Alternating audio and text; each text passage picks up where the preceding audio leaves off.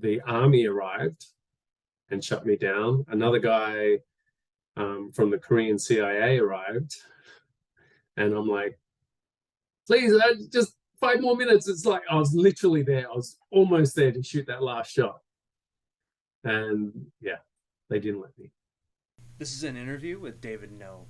David is a director, producer, action designer, an actor, and a stuntman who you can see in Mr. Nice Guy, Matrix Reloaded, and Altered Carbon. He also produced Blindsided, and you can see him in that film as the card dealer. David and I talk about his start doing independent action films in Australia, his professional work spanning many different countries, and how he distinguishes between the American, Hong Kong, and Korean action styles. Tell the people about your background, your upbringing, and any kind of cultural inspirations that you had as a kid, or I guess any kind of cultural influence that you really kind of took on as a kid. What made you? Cultural influence. What made me is probably my father is Korean. He was brought to Australia to help with the Australian judo team. At that time, that was 1965. At that time, there was no real taekwondo in Australia. One gentleman came before him but left. He's senior, and he kind of filled his spot, stayed, and started the Australian Taekwondo Association. Taught judo and taught taekwondo. And my mother was at university, joined the judo team. She ended up becoming the first female black belt in Australia for taekwondo. And then obviously taekwondo was a lot of the focus, I feel.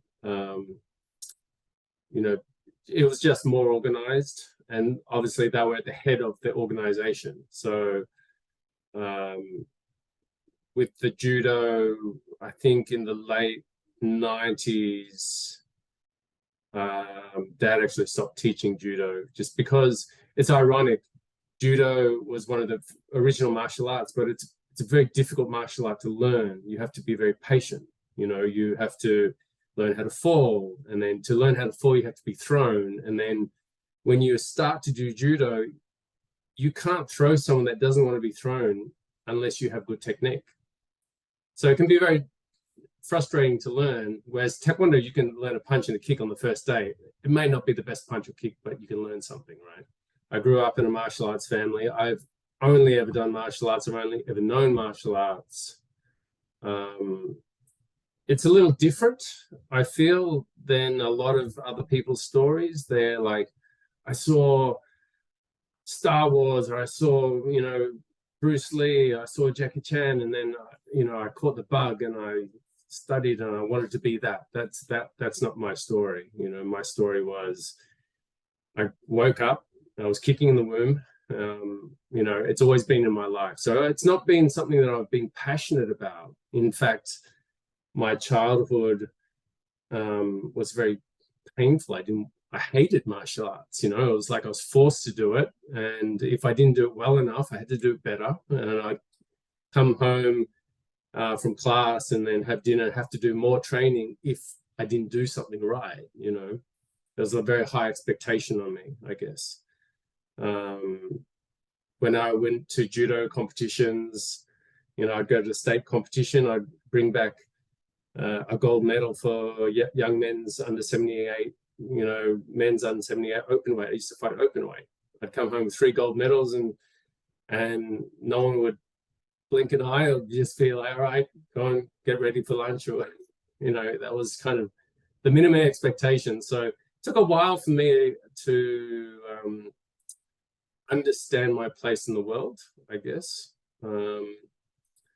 That probably happened on Reloaded, Matrix Reloaded. I was kind of on that show with some of the best people in the world, and we were going around all doing, can you do this trick? Can you do that trick? And can you do this? Can you do that? And I was keeping up with everyone, and I could do things that they couldn't do, sort of thing. So I was like, oh, all right, it's not too bad, I guess, And as far as competition goes too, competition was always in my life, but as any Korean child with no academic prowess is important.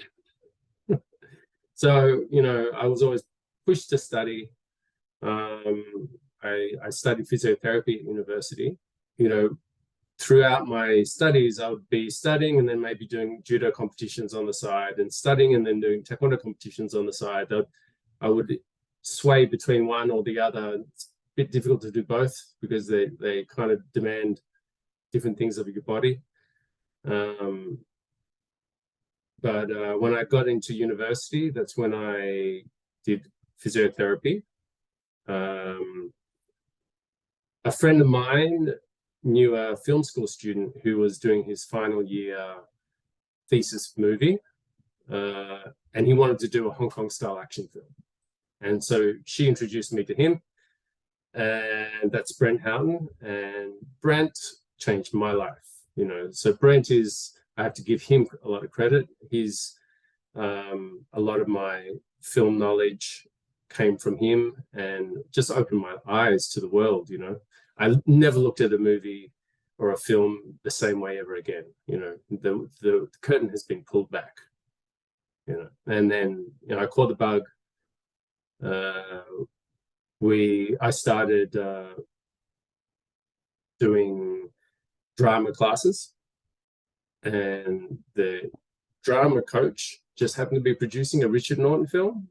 So I ended up getting involved in that. And then the year after that, that was 94, that was Under the Gun. I think they called it Iron Fist also. A year after that, I was competing, traveling with the Australian team. And the year after that, Jackie Chan came to Melbourne.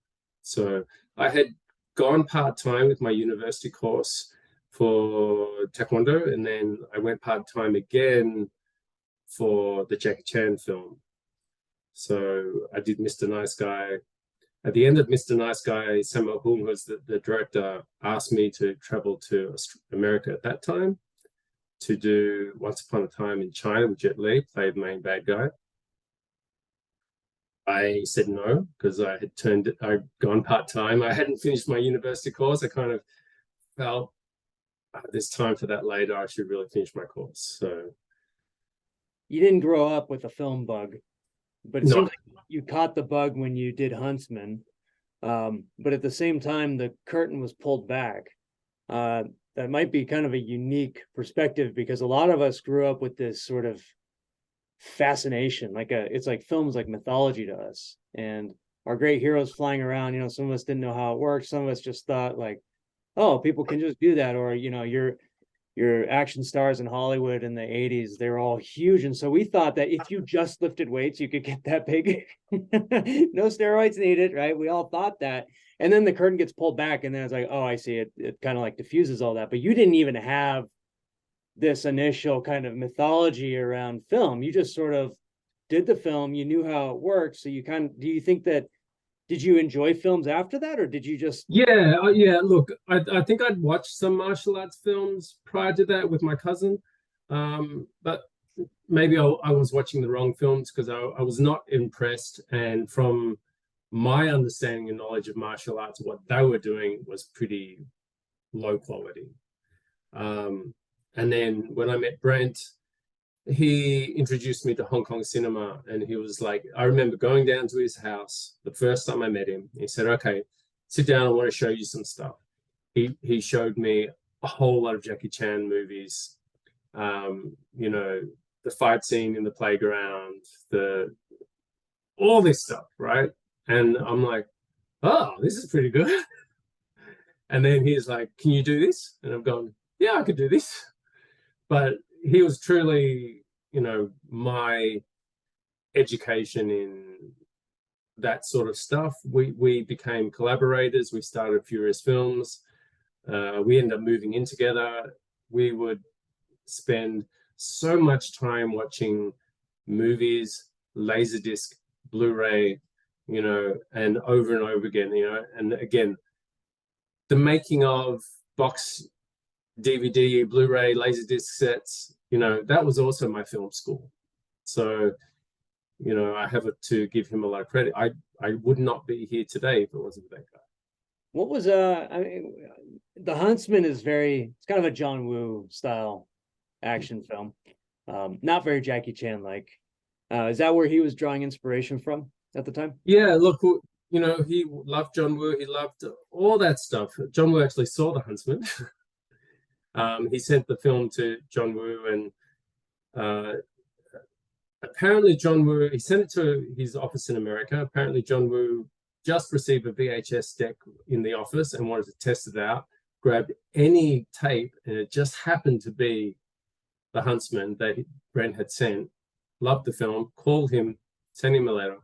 Yeah, so I mean, The Huntsman used to play at the Valhalla Cinema, which was like an art house cinema in Melbourne, and it used to play just before Hard Boiled and just before The Killer. You know, it would play before all these Hong Kong films. So it used to play so often that you know, the cinema owner really supported the film, and it used to play so often that the audience members that would be recurring to go see these Hong Kong films would kind of act out and play along with the movie. That's great.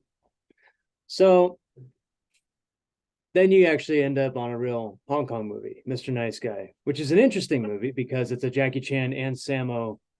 I guess it's like a collaboration.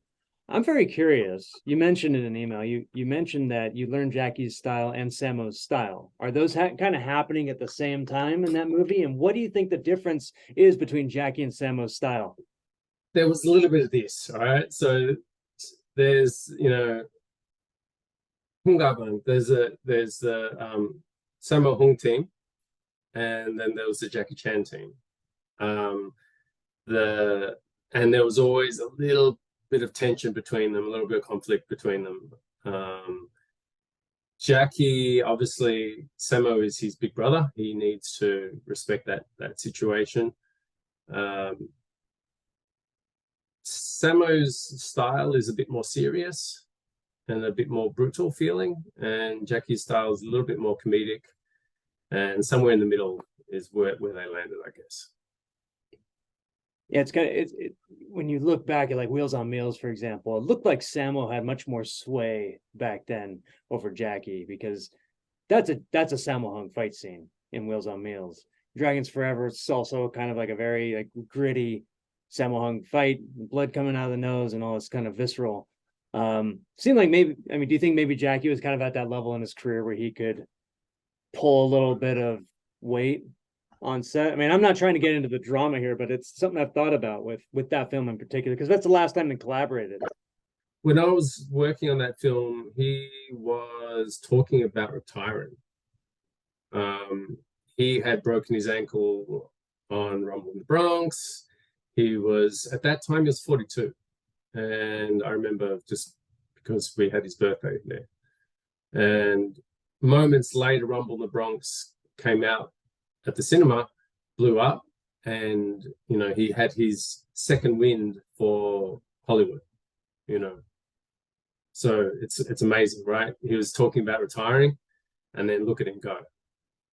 I mean, that was kind of that period where all those Hong Kong guys were spilling over from Hong Kong due to the handover, and they were all, you know, in Jackie's case, kind of interesting. He'd already done Hollywood movies before, but so he already had kind of a foothold there. But yeah, but he didn't have a lot of fun over there, did he? He wasn't very impressed. It wasn't, you know, he kind of wasn't being able to achieve the things he wanted to achieve, so he went back to Hong Kong.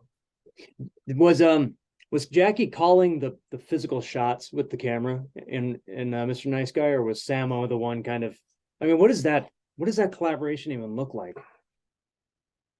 Jackie was less hands-on with that stuff on that film.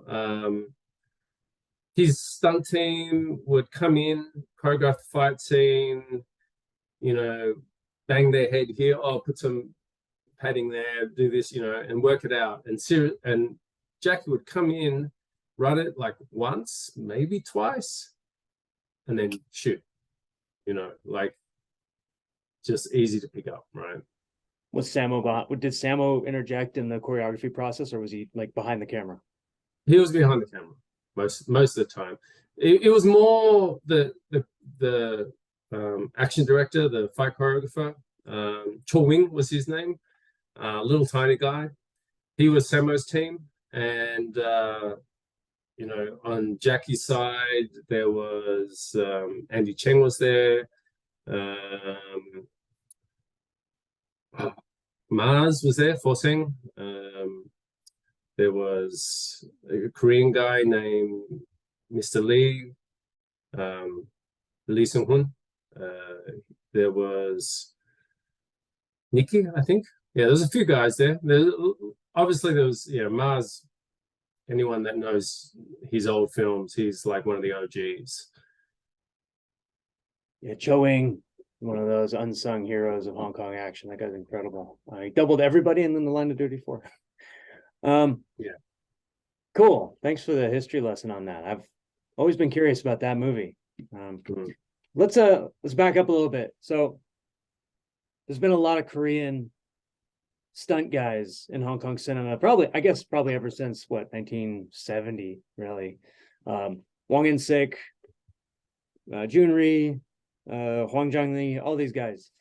Did you have any kind of early connection in your, were you inspired by these characters at all when you were getting into the business? Well, I was inspired by that film Kill the Shogun that I sent you. Again, being of Korean heritage and knowing that Korea has a lot of martial arts to offer, I was like, really, where are these Korean action movies? There were Japanese, I'd seen, you know, samurai films, I'd seen Hong Kong films, where were the Korean films? And so that was one example, the only example that I knew of that was a Korean film.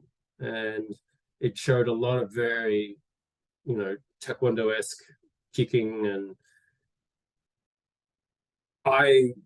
being a part of my heritage, I took that film to heart, and, you know, we'd watch that often. And it was actually, once I moved to Korea, I met the director. I sought out the film. What I wanted to do is watch the film in the original Korean language, because I'd only seen it dubbed in English, which was just hilarious. You know, there's a whole scene where he goes, balls! So, you know, I was at the Busan Film Festival, I think, and I spoke with the Korean Film Archive people, and we were able to track down the director and found the original name. The film is called Mujanghaeje, which means disarmament. When I watched it, it was called Kill the Shogun. And I actually met with the director. He hadn't seen the film since it was made, you know, and he was telling me that at that time you'd make maybe 5 or 6 copies of the film. It would play around Korea, and then once no one wanted to watch it, you'd sell the film. So he didn't even have a copy of his own film. So I actually bought him a DVD of the film. Wow. Yeah. I'm thinking too about, there was it wasn't really a vibrant market, but North Korea had its own sort of share of action films, late 70s and early 80s. Yeah. I don't know much about that. Yeah. I mean, for those Hong Kong fanatics that are really into Hwang Jung-lee, they should try and find that film, because Hwang Jung-lee turns up twice in the film. Once as the father playing, fighting 3 samurai with a metal sword, metal fan, and then once later as just an ND stunt guy. Like, was that his first martial art film? Because Secret Rivals was 76, I think. Sorry? I think Secret Rivals was 76. He's the villain in that. What I understand is after that film, he went to Hong Kong. So I don't know whether it was his first film, but definitely it preceded his work in Hong Kong. I mean, it is kind of strange that you don't really have like many, if any, Taekwondo films before 1975 in Korea. I found that shocking when I was making the Bruce Lee breakdowns. Like, I can't find a single one. I feel like from my time living in Korea, the society just didn't appreciate, because again, it's like kind of similar to me, maybe in the sense of it's a part of society. Martial arts exists, you know. There is some respect to it, but I feel like after the Korean War, the focus of society in Korea was rebuild. And, you know, Korea went from a third world country, basically, after the Korean War, to an economic superpower with this mindset, you know. And so academia is super focused, you know. And I feel like everyone does judo or taekwondo at elementary school. It's definitely a part of society there. Every neighborhood has taekwondo classes, but then kids at elementary school will go do a taekwondo class, then they'll go to academy and go and do more study, even at elementary school. You know, it's a little crazy, and unfortunately, you know, places like South Korea and Japan have some of the highest youth suicide in the world just because of the pressure they're under, you know. And so by middle school, it's either you are quitting your martial arts and focusing on study, or you're focusing on martial arts universities and becoming an international level person, you know.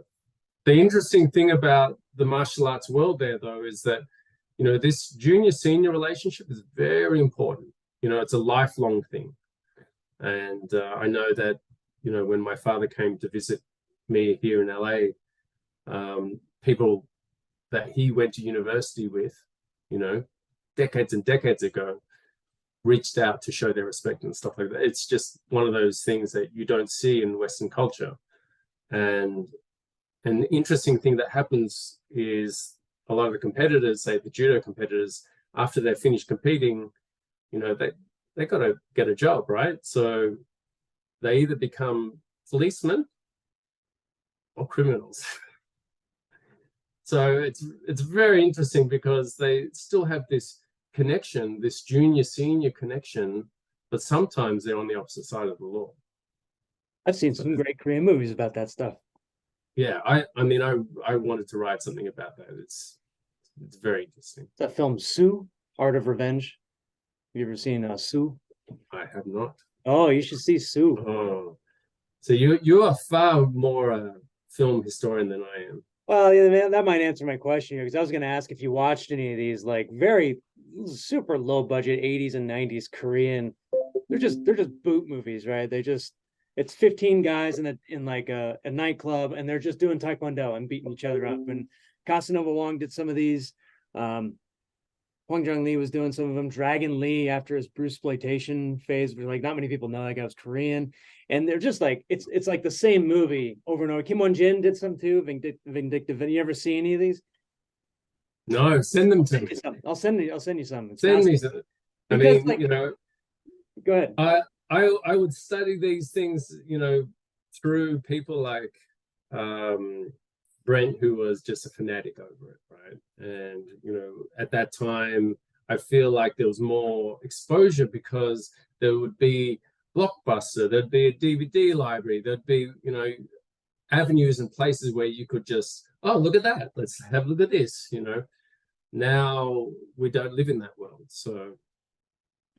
Yeah, I'll send you some stuff. I'm always just fascinated in looking at how Koreans moved in Hong Kong films, like Casanova Wong, for example, and Hwang Jung-lee, how they would move in Hong Kong films, very, very rhythmic, controlled. There was like a controlled chaos about how they moved. There was something very special about how they would kick, where they had a certain amount of weight to the kick, but then they would pull it back to kind of keep in with the phrase of the movement in Hong Kong films. But in Korean films, they kind of like let it rip a little bit more. Yes. Is that like, what do you think that comes from? Is that just like the mindset of people fighting in Korea? Like, do they street fight and just do that there?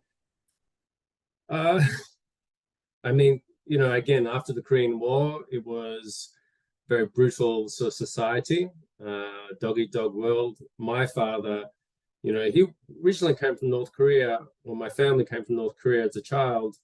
they were brought to Gorje Island as refugees and settled in Busan. And then at that time, you know, there would be muggings and street fights all the time. That's when my father actually came across judo. He was and got in a fight with someone. He got thrown, and he was like, "What was that?" You know. And so he learned judo first, and then when they moved to Seoul, joined Jido-kwan and learned taekwondo. This is well before all the clans unified, you know. So yeah, that was definitely a part of society there. But I kind of feel like if you're talking about the films sort of from the 80s, 90s onwards, you know, people like Jung Do-hong, he really went forward to pioneer Korean action cinema and Korean style. And, you know, he's a very interesting character, full of energy. And he definitely was very proud of creating a Korean style of action. And I think you can see that, you know, plain as day. It has more ferocity, more brutality, but still is elegant, you know. When he runs and owns the Seoul Action School. When, you know, I went and trained there a couple of times, you know, we're good friends. His style, as an example, right? We would do, if you're duck and weaving like this, Korean style of ducking weaving or the Seoul Action School way would be kind of adding this extra flurry, which looks cooler and also kind of protects the head a little bit as you're going around. It's kind of cool. I haven't seen it anywhere else, but it's definitely something that now that I've shown it to you, you watch Korean films, go, ah. Yeah, I've noticed that. I've noticed people try and copy it and fail, because I think maybe sometimes, I don't know, as Americans, we think differently about this stuff. You know, I mean, in boxing, yeah, like you said, it's a little bit more, well, it's minimal. And then the Hong Kong style is like you literally look down at the ground when you it's like the wushu spear forms where you dodge the spear and you do this, and it's totally unrealistic. So it's like Jung Do-hong kind of found a nice balance there between the flourish and something that can still look like you're in a fight. Yeah. Anyway, that's, you go back and you do Huntsman 5.1. And when I'm watching the trailer for this, I'm seeing a lot more Jackie Chan inspiration. Is that something that came from doing Mr. Nice Guy? Probably. Yeah. Huntsman 5.1 was probably the first thing we made after Jackie. Yeah, there's a little bit of the, you know, the whole wrestling with the, what was it now? It was the gurney. No, oh yeah, there's the gurney fight. There was the, yeah. There's a lot of it that's very Jackie. Yeah. Yeah, I mean, I spent 9 months with the guy and his team, and I was basically a blank slate. You know, I had my martial arts knowledge, but film knowledge and learning that dance, you know, I was very fortunate enough to, you know, be exposed to that for quite a long time. 9 months is quite a long time, you know, to learn it and see it on a almost daily basis. So that was my film school. That was my martial arts school, my stunt school. Yeah. Did you find that you pulled in any filmmaking skills into doing Huntsman 5.1 after working with Jackie and Sammo? I think for me, I was still the performer at that stage. You know, Brent was the filmmaker, I was the performer. That was kind of our relationship. I don't think I started, you know, I was learning about filmmaking as we went, but I didn't really learn deeply to become a filmmaker myself until I started producing for the Koreans. And when I started doing that, then, you know, as a producer, you're sort of in a position where you have to work closely with the director, and, you know, all the infrastructure and the logistics of creating a film, as well as learning the post-production phase of it, you know. I do want to talk about that phase of your career, but I don't want to gloss over Matrix. If we could go back to that and just talk about, because now you're working with a Hong Kong, American, Australian, I guess you're filming this in Australia too. It's like a Yeah, there's an Australian team, but the Australian team were over there. I was considered cast. I wasn't really considered stunt. Again, it's like when you're an action actor or a stunt actor, you're in this middle world where you're kind of cast, kind of stunt team. You know, I'm training with the stunt team, but I'm treated like a cast member, you know. I was training mostly with the Americans and the Chinese, so that's at that time that was Smash Cut. So that was Chad Stahelski, David Leitch, Brad Martin, Marcus Young, Chris O'Hara's there. You know, we got to become good friends because they were also making films, and they had seen, you know, that I make films, and so there was that sort of camaraderie, you know, someone else from the other side of the world doing a similar thing. Did they respect you for having done films before? I guess so. I don't know what they say behind my back, but no, I mean, I think that was why there was a closeness, is because we were kind of doing things, you know. And it was interesting for me because these guys were a group. You know, I'm just an individual back here. These guys are basically a group, and they were like each in turn having a go at directing and creating stunt viz, you know, at that time. So that was probably the earliest time that I saw kind of, I guess, stunt viz or practice fights, that sort of thing.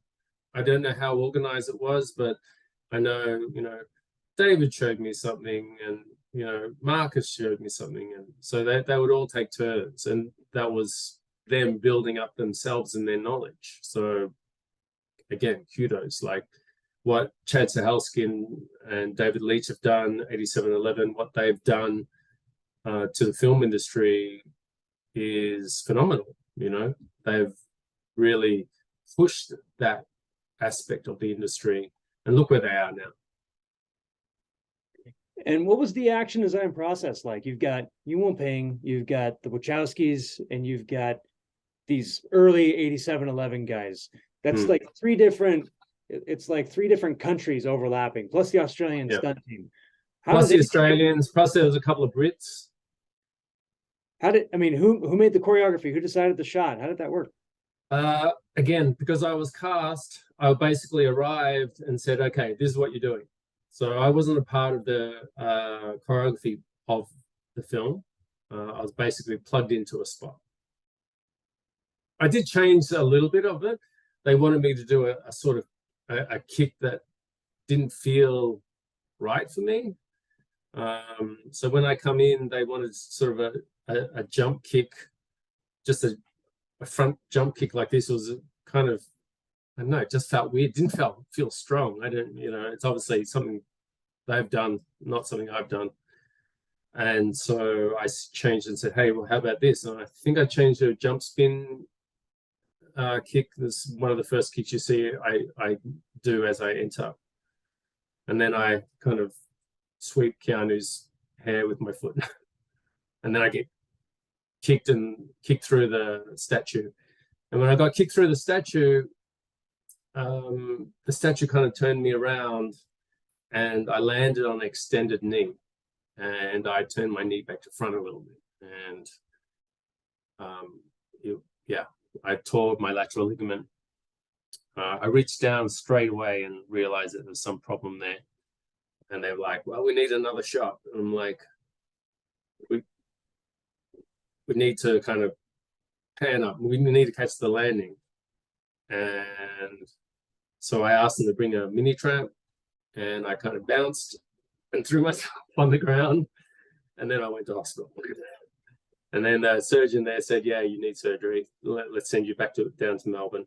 I went down to Melbourne. The surgeon down there said, well, the fact that you're in excruciating pain means that there's some fibers left, so let's treat it conservatively. So I ended up not getting surgery, but it took about a year for it to, well, it's never really gotten better. You know, there's always some problem with it.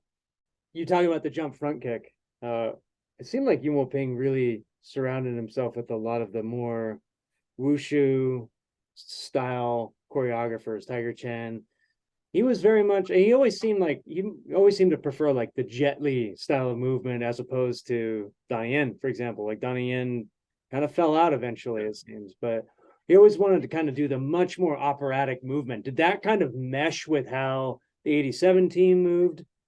Yeah, look, I think in the 90s, 90s and early 2000s, wushu and taekwondo were the two things that you would want to learn as a stunt performer.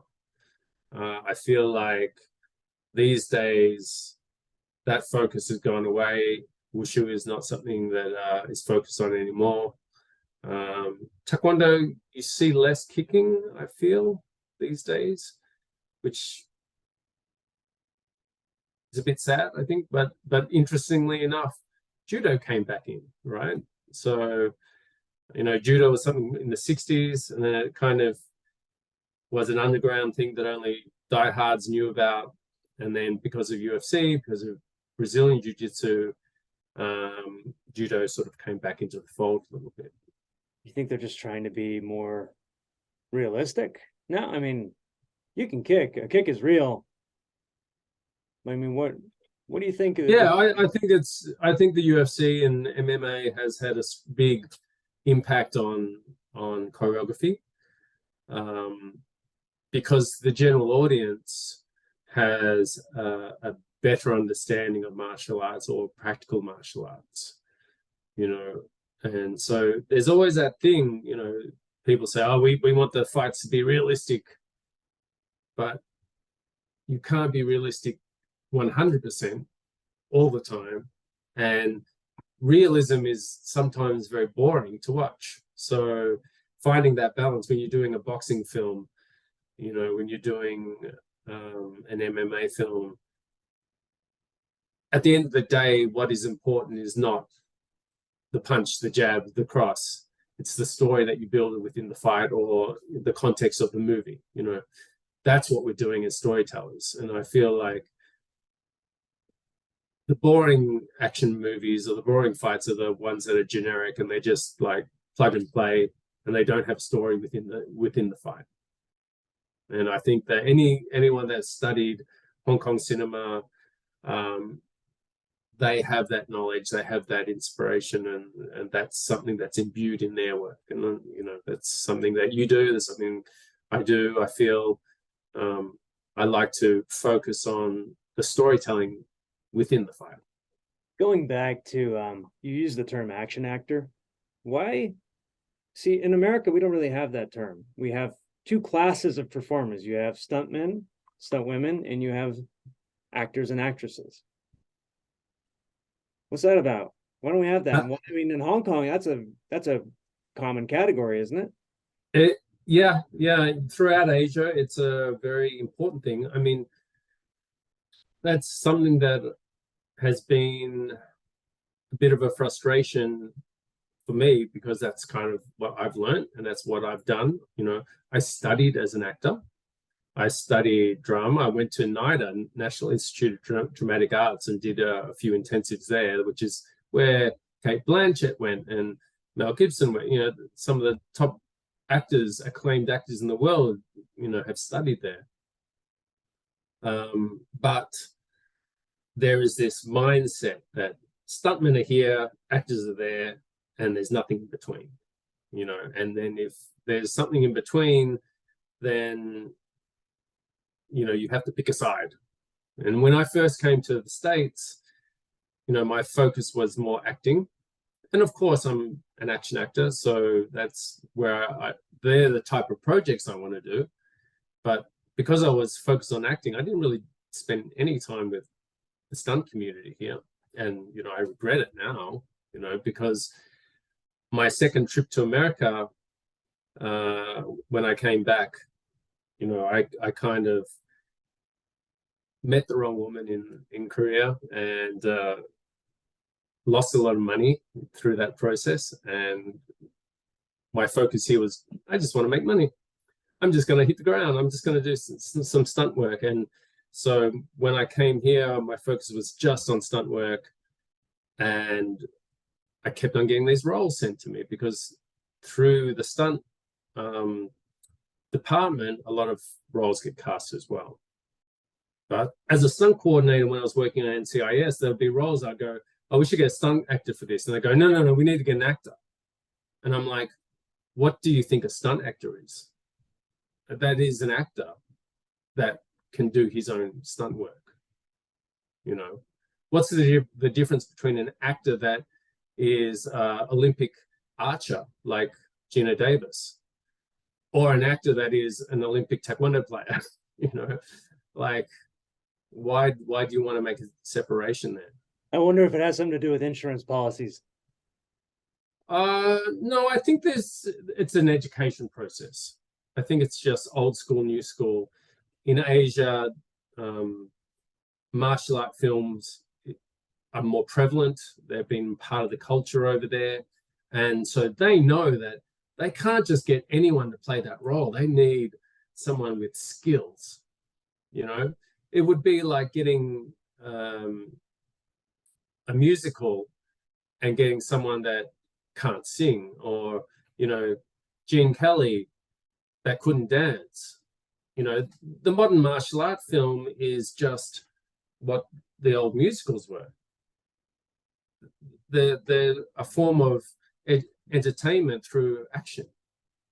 I mean, especially when you have a very sort of theatrical style of filmmaking, right? I mean, you're talking about cinema coming directly out of theater, and that maybe there's just a mindset that they still have, which is that, well, the actors on stage, they need to be able to do it.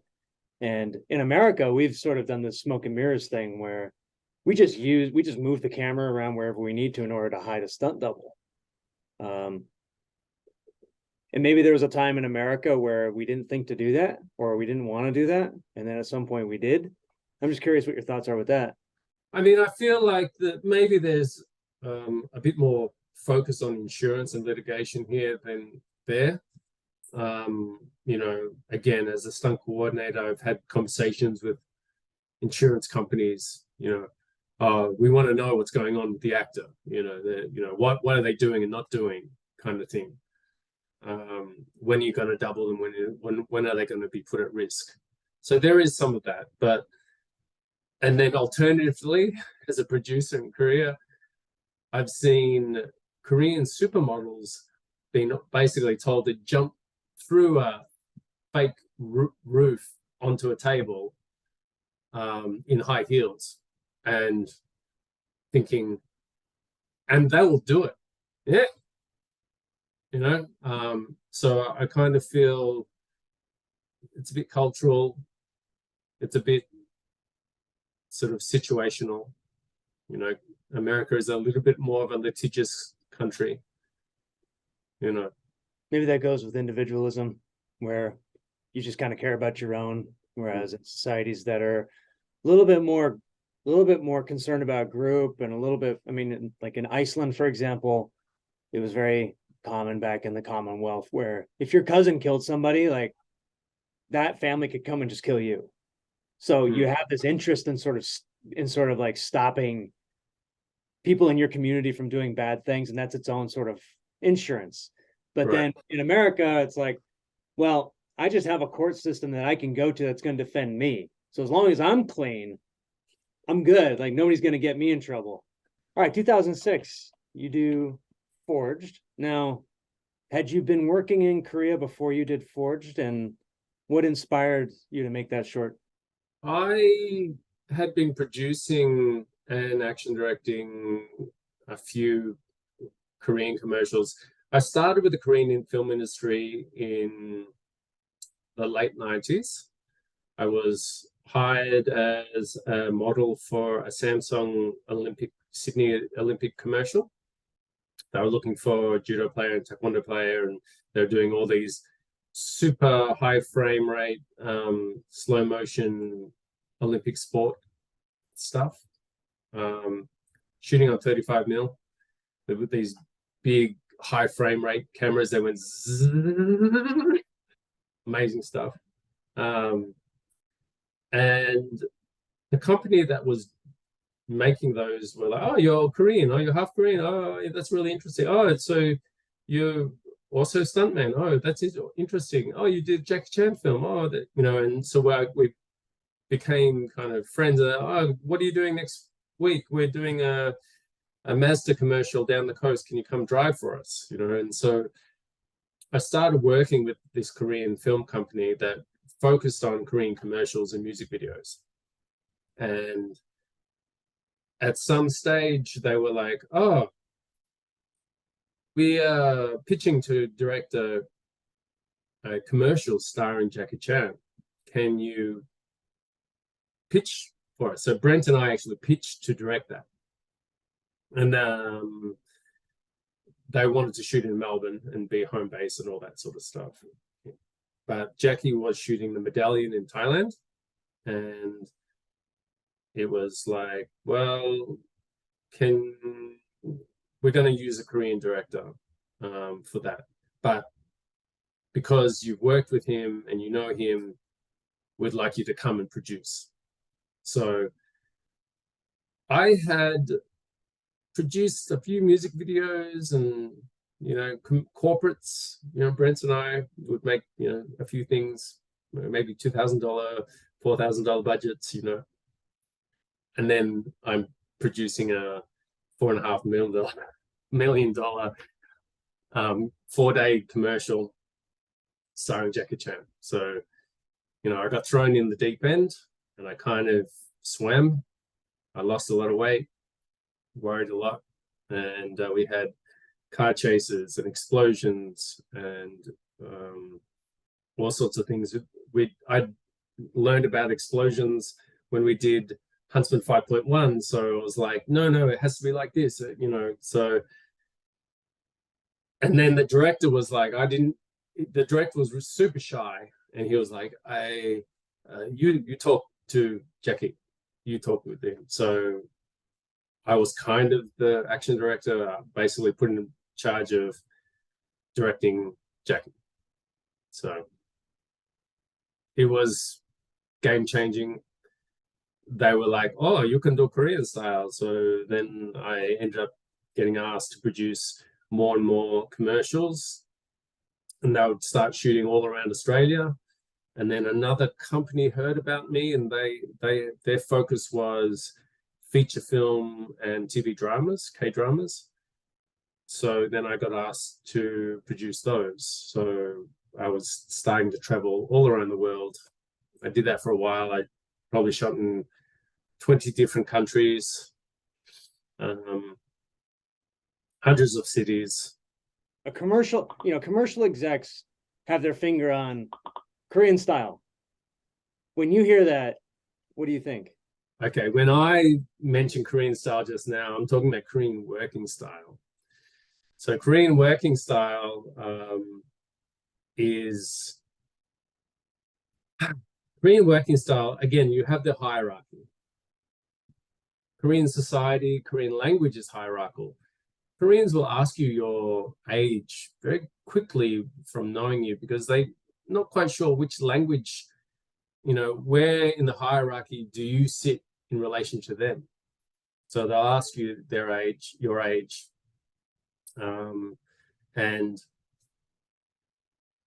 because of that hierarchy, ordering down the hierarchy moves very quickly. Ordering up the hierarchy is very difficult. And in the West, producers own production companies.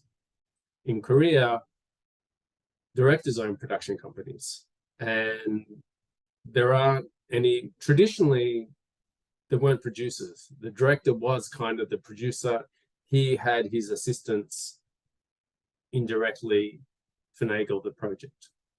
So where I come in, I would call myself a facilitation producer. They would hire basically a Korean Australian production service company to run these productions. And what that meant was we understood Korean culture, Korean way, and the Western way. And we were that interface in between those two worlds. And whenever a Korean production just went straight to another country, through cultural misunderstanding, $1 million projects would just fall over. In Korea, there is no overtime. You know, I think there is now, maybe, but at that time there was no overtime. And in Korea and Japan are the two countries that have three wise men. There is a director, camera director, and lighting director. So whereas the Western model, we have director, DP, in Korea, the camera director and the lighting director are different roles. So the camera director is kind of like a camera operator with more power. The lighting director is like a gaffer with more power. As much as possible, I would try to put the TV dramas, I would try to put the Koreans in a bubble and let them do their thing. But, you know, I would go to a country, find the locations, and hire all the local crews that need to be hired. And, you know, again, just scheduling and putting it all together, you know, the mechanics, line producing. Why do you think Korean dramas in particular are so universally appealing? Korean TV dramas are very PG-13. Korean films are very rated R. You know, I kind of find that's a unique thing.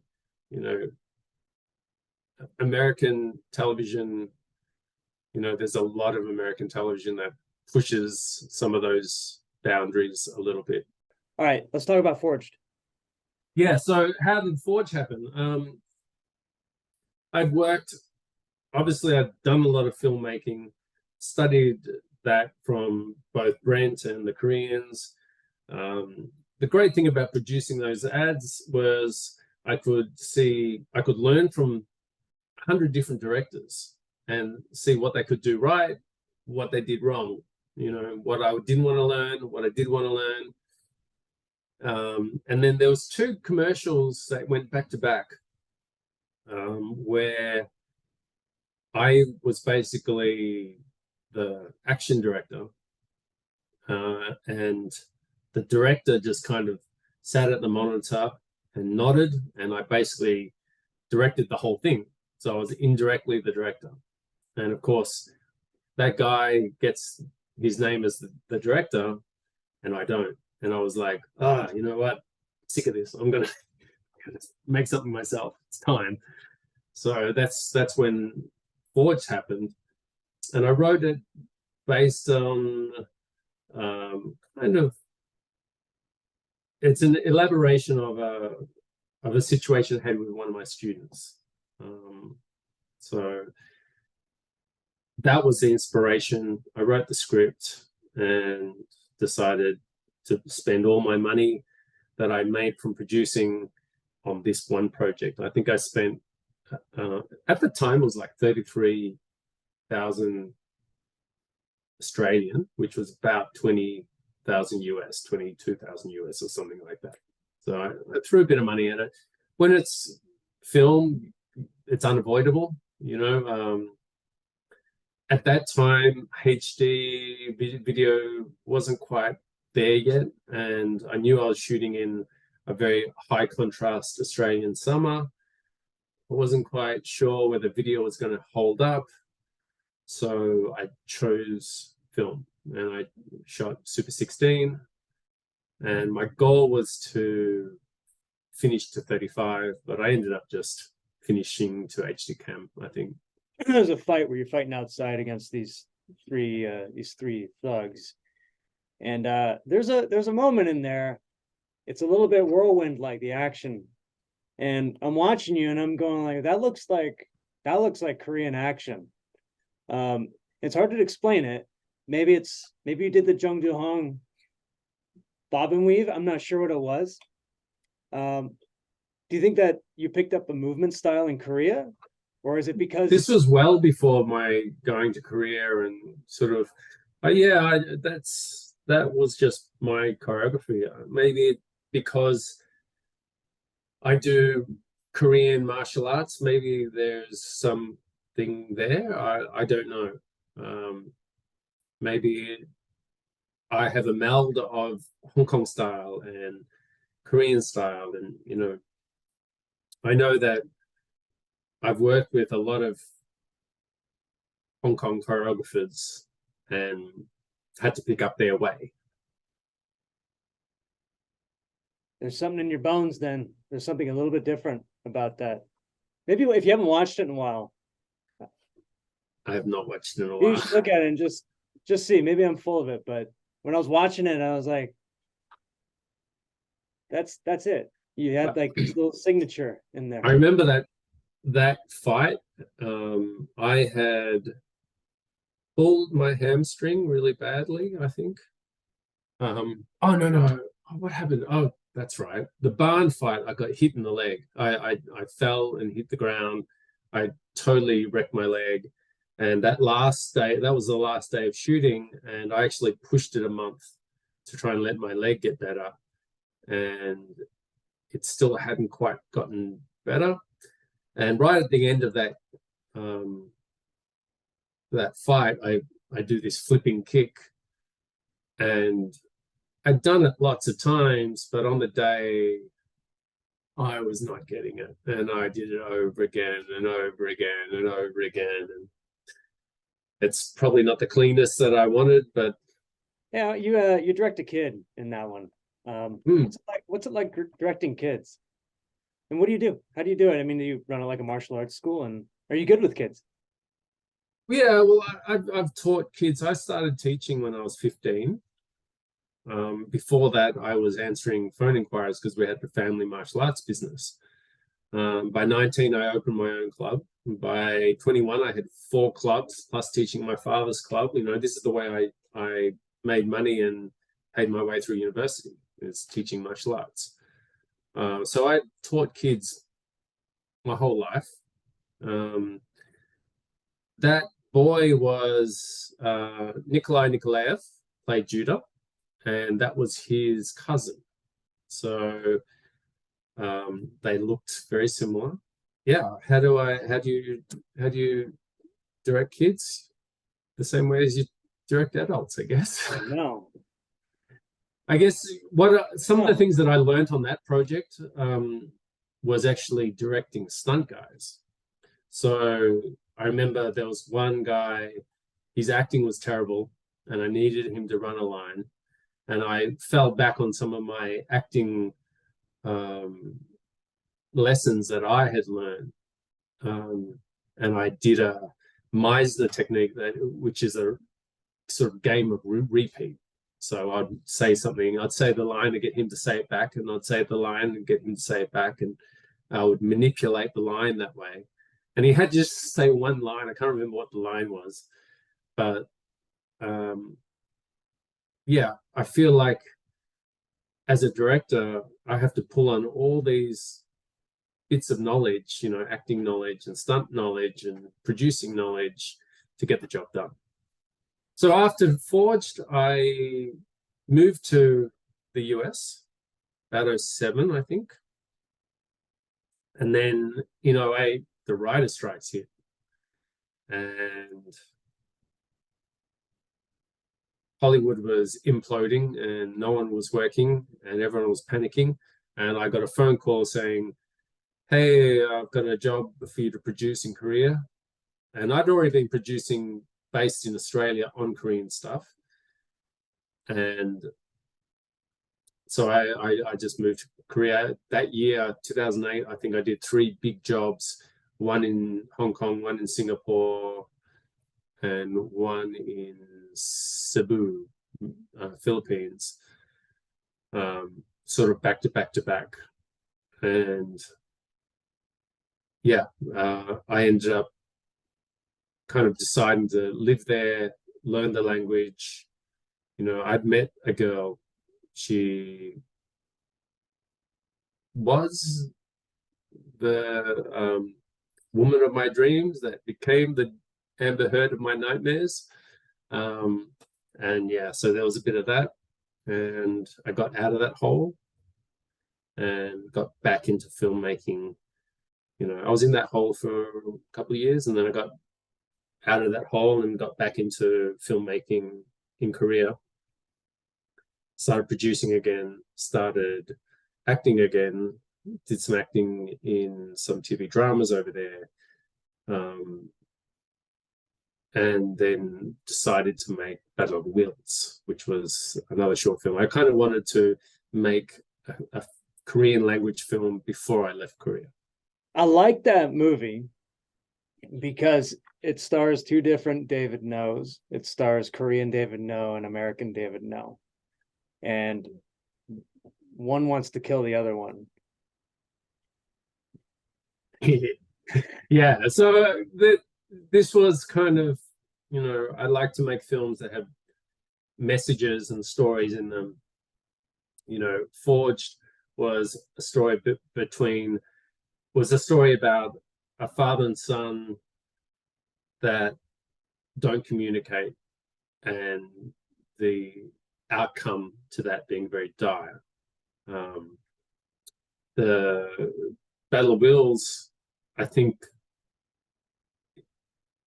the end story is not what the opening story is, but you're sort of led down this path, and it kind of is what Korean Americans or half Korean people, go through in their life. They have part of them that is like this, part of them is like that, and they live in these dual worlds. I think anyone that comes from multiple cultures learns that.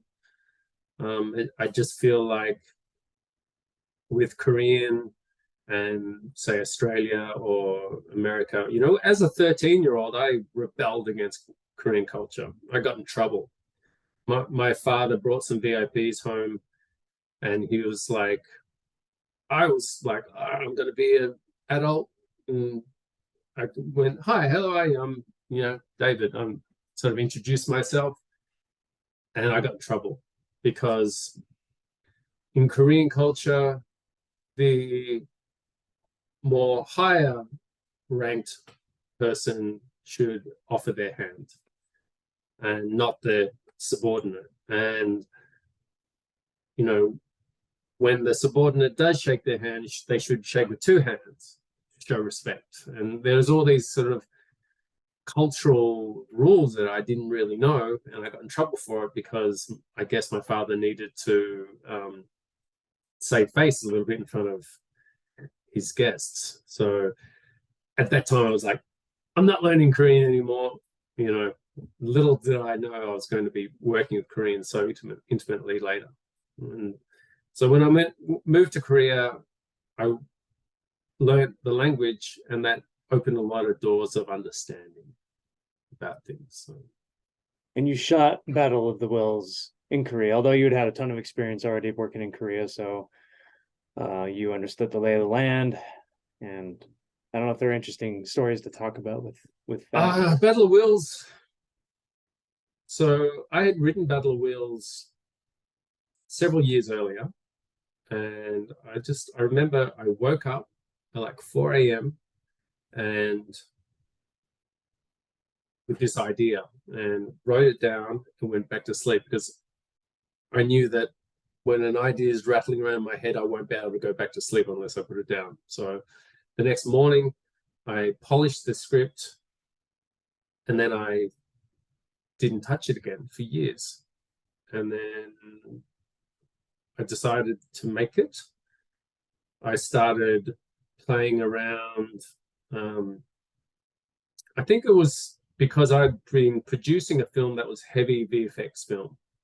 And so I was doing a lot of VFX research at that time. And I'd actually made a little movie. You've probably not seen that. I should send you that. My very first VFX film was basically an experiment after watching a bunch of YouTube videos. And, you know, so I kind of was feeling like, as a director, VFX is more and more important in the world. And so as a director, for me to be a good director, I should understand VFX well. So that's kind of my motivation of why I started to make that film. And I tried to do the VFX in a way that felt organic, didn't feel staged. The camera's always moving, the camera's whipping, and, you know, there's two people in a shot, you know, in the same shot. So, you know, people should be sort of scratching their head, oh, how did he do that, sort of thing.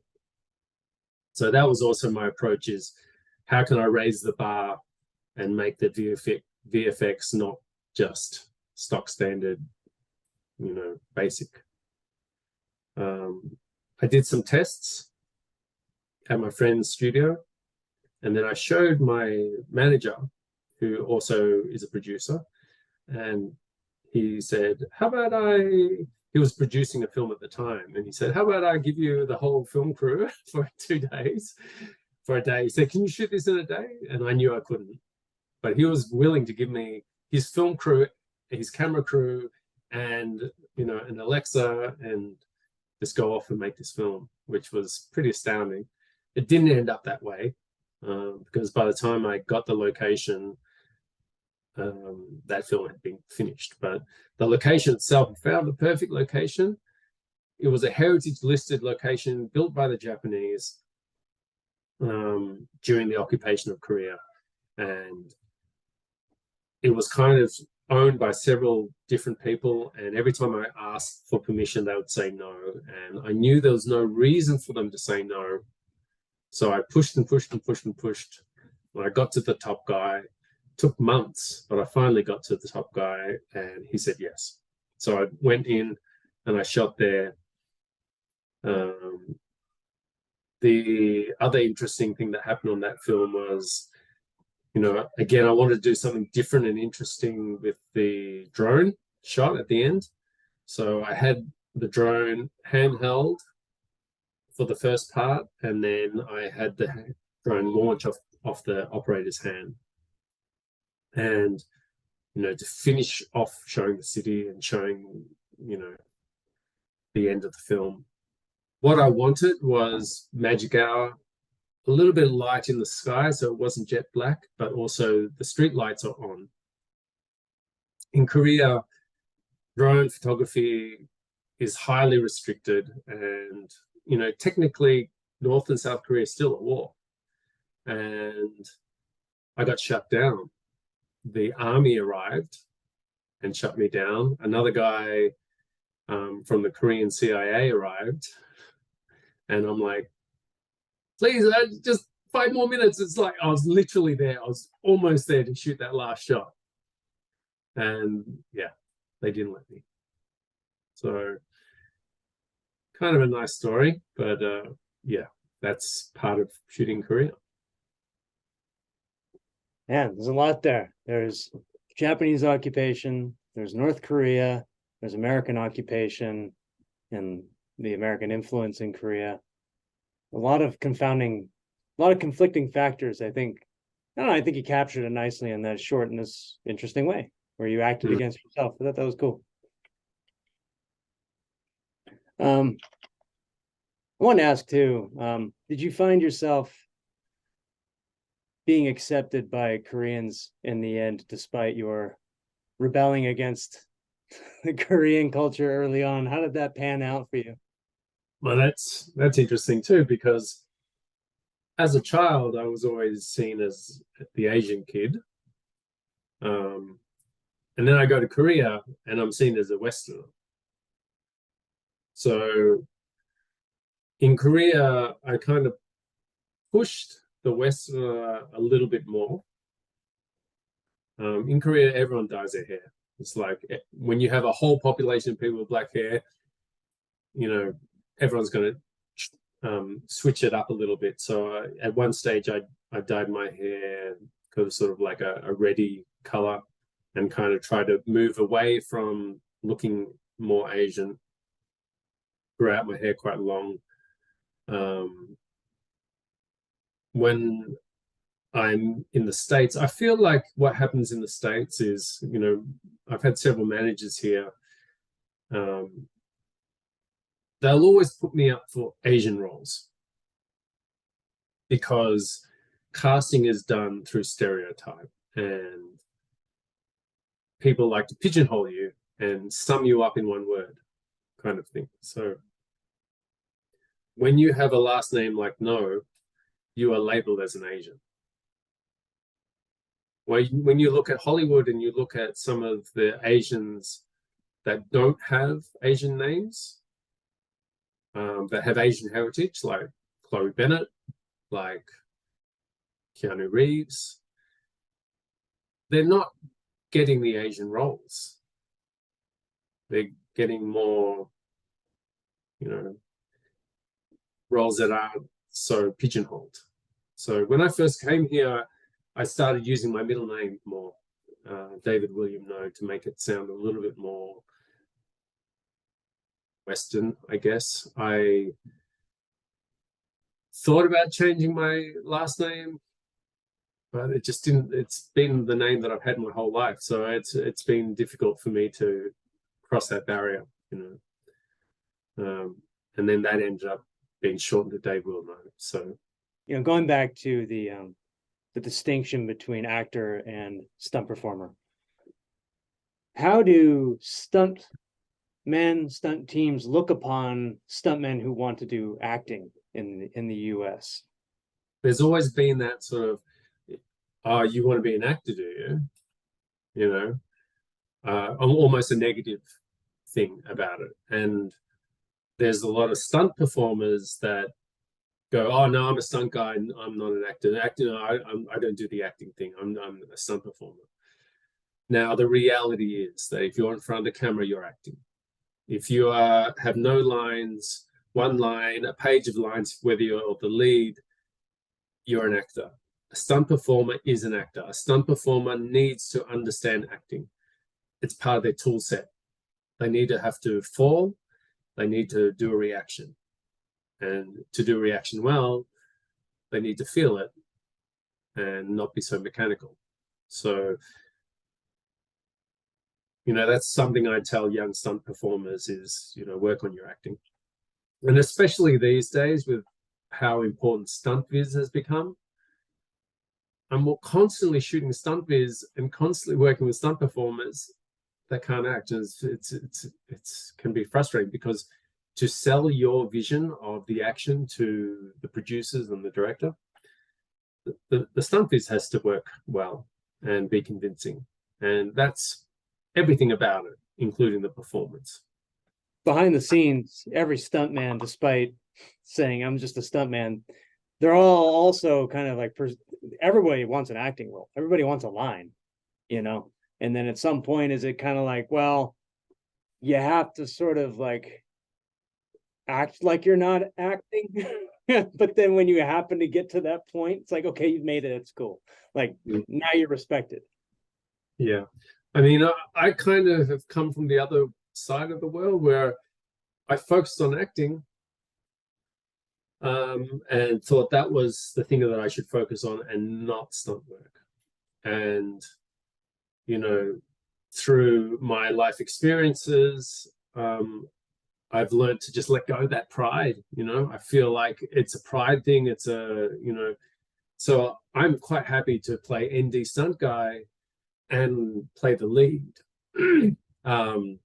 because for me, it's a job. And I think that's the thing. It's understanding what the job is. And, at the end of the day, do you want to work and make money, or do you want to be famous? And I feel that's where it goes, right? I started as an actor not to be famous, but because, in Australia, no actors are famous, in the sense of that the industry is so small. You need to do it for the love of it, right? So I feel like there are people that are in love with the reality of the industry and people that are in love with the fantasy of the industry, the red carpet, and they want the flashy lights. They want, all the Instagram follows and all that stuff. And I can think of so many situations where I did an acting scene where I felt magic, and that's why people do it, but that's not every time, and it's not every script, and it's definitely not every project. So I also know a bunch of action actors that focus on that and don't take stunt work. I've offered them work, and they've gone, "Oh no, if I'm not a bigger role than that, I'm not interested." Now they work less, maybe a lot less, because they're trying to protect their image or whatever. I've sort of got to that point in my life where I'm like, well, I'm just going to focus on the stunt industry, and part of that is also being a director, right? And seeing what some of my big brothers have done. As an indie filmmaker, you can do two things to become a director. You can make a short film and then a bigger film and get noticed and maybe a feature, and then a low budget feature or no budget feature, and then a little bit bigger feature, and maybe you'll make a film that will break out. But as long as the budgets are low, you're always going to be compromised with time and money. So you'll never be able to quite make the thing that you really want to make that's going to blow everyone out of the water. Over here, you can do stunt team, big budget stunt team, big budget stunt coordinator, big budget second unit director, big budget. So looking at Chad Stahelski, JJ Perry, David Leitch, I'm more interested in following in that vein and being able to make something that I want to make than watching all the, you and I are both independent filmmakers. We understand the struggle. And I love all that knowledge that I got and experience I got from that. And StuntViz is independent filmmaking, Why is Hong Kong filmmaking the way it is? It's basically independent filmmaking. You don't have time to muck around. So pre-production is everything. Planning is everything. That's where StuntViz comes from, I think. That's when I made Battle of Wills and when I made Forged, I basically shot the film shot for shot in pre-production. I planned it all. And then on the day, my setups and the amount of footage that I shot is really high because I'm not mucking around,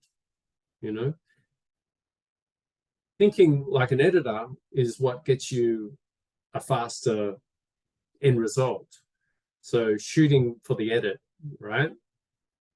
On NCIS Hawaii, sometimes I would have literally 2 hours. I'd go into the location, all right, David, you've got to come up with a fight scene here. This is the script. I'd go in, I would plan it, action design it, shoot it, and edit it and deliver it within 2 hours. That's intense, man. It is intense, Even on the last project I've just been on, I've had to come up with big fight scenes, one against 7 people in I had 40 minutes to design and shoot something. So I think thinking on your feet, that helps. And then I've gone and done other projects like Ant-Man, where you have an entire week to really hone down on something and develop it deeper. So I think both are great. One is important, and then when you have the time to develop something further and develop it further and come up with more ideas, and that's also great. Do you find that the teams are actually following the Pre-vis? What's your experience there? That really depends on the project. The last project I did, I had carte blanche control. They just wanted to follow the Pre-vis. In Hawaii, for the most part, they followed the Pre-vis. Sometimes they didn't. So Jessica Jones was a example of, we were tasked to make Pre-vis. It was a very Pre-vis centric show. We made it for Netflix. We made it for Marvel Television. We made it for the producers and the directors. However, the DP refused to watch them. The camera operator refused to follow them.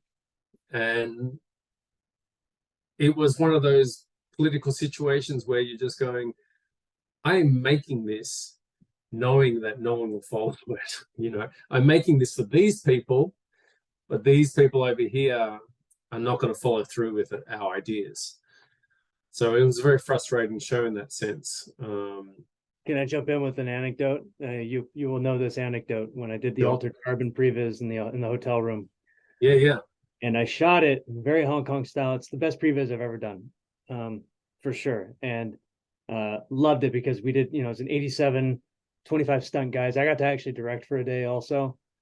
And then when I saw it on Netflix, it hit me that I had shot it Hong Kong style, but they were shooting the show coverage style.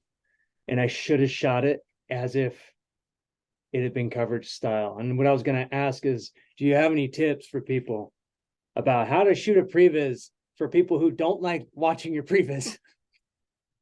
Yeah.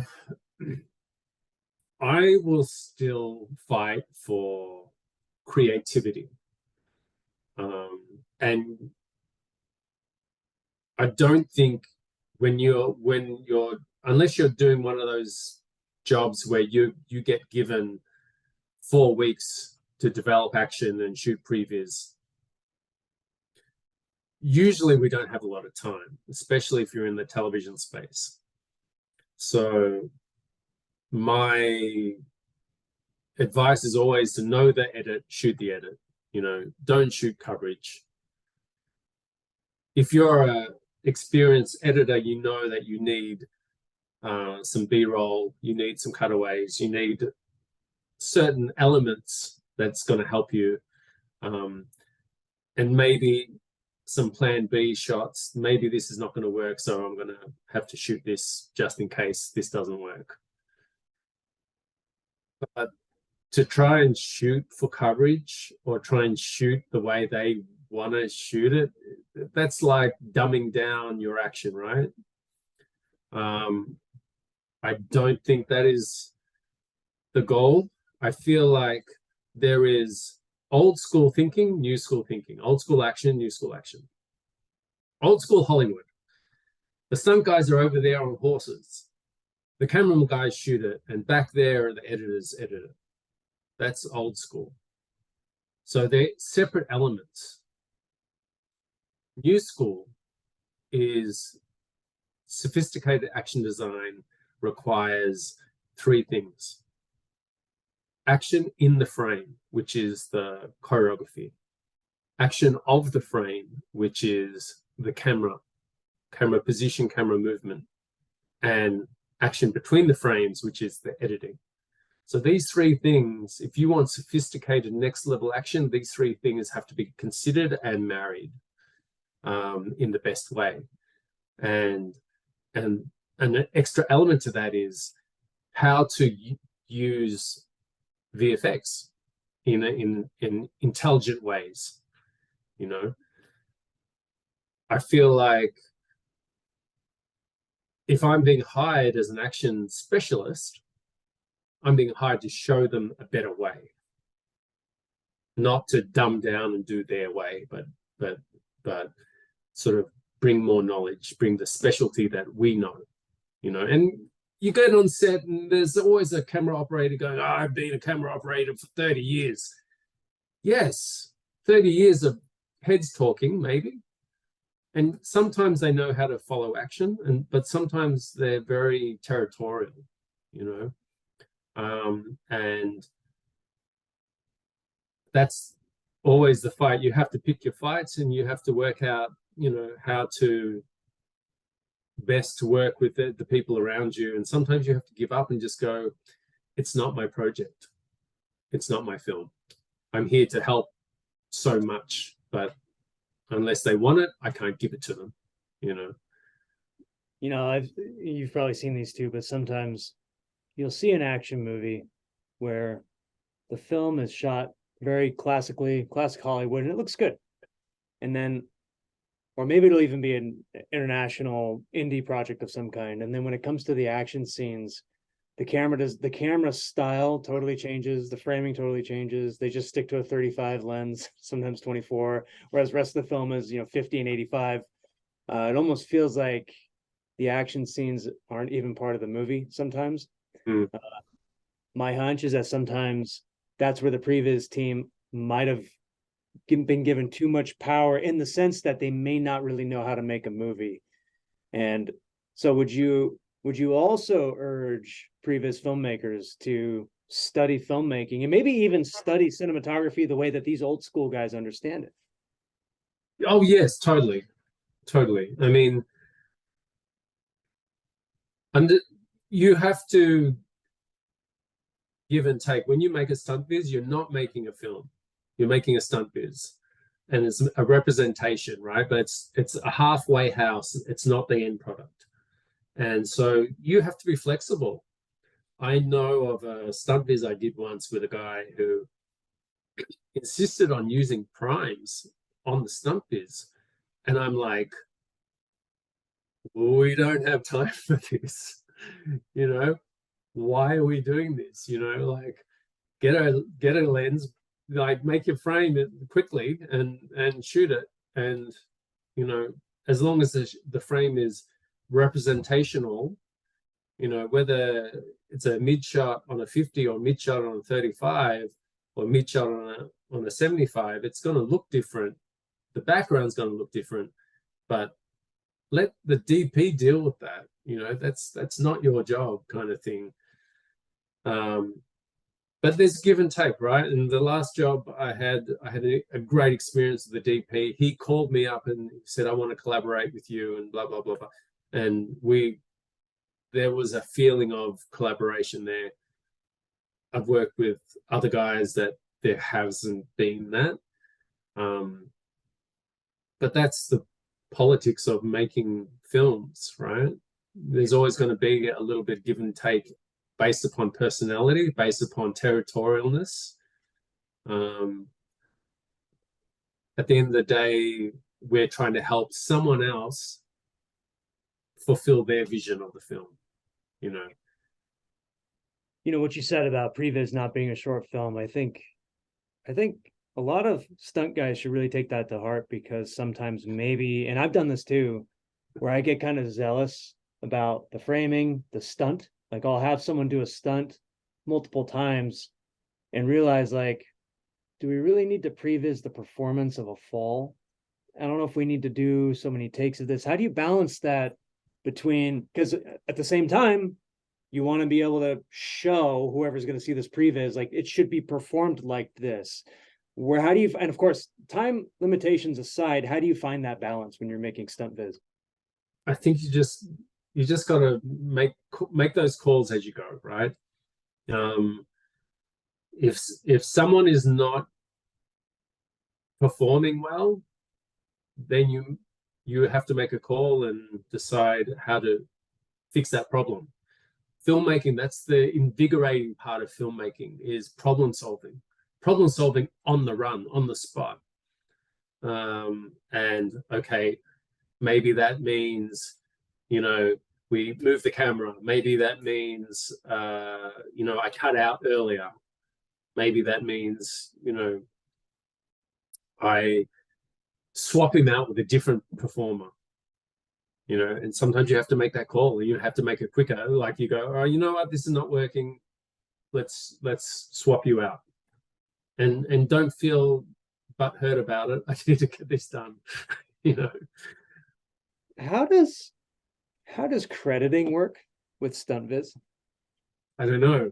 Stunt viz filmmaker.